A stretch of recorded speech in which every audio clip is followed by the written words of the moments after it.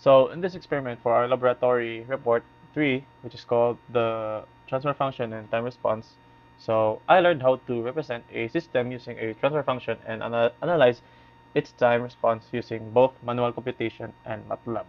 So starting from a second order differential equation, we applied the Laplace transform to derive the transfer function, so which resulted in Ts is equals to 100 divided by s squared plus 4s plus 100. So here, as you can see, this is a prompt from the MATLAB, and this is the result.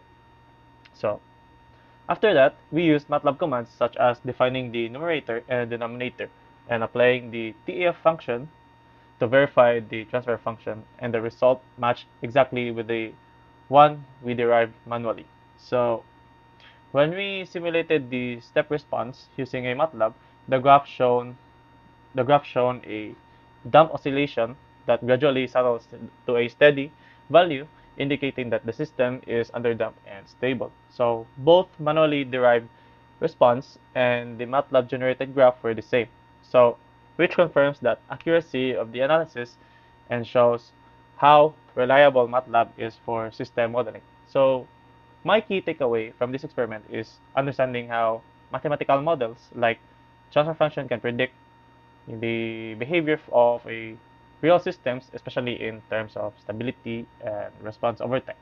So the video and experiment were helpful because they made a abstract concepts like Laplace transforms and system response easier to visualize and understand through simulation. So as a future engineer, I realized that the importance of using tools like MATLAB is very efficient to analyze and design systems, and how understanding system behavior such as oscillations, dumping, and settling time is essential in creating a stable and reliable engineering solutions. And thank you.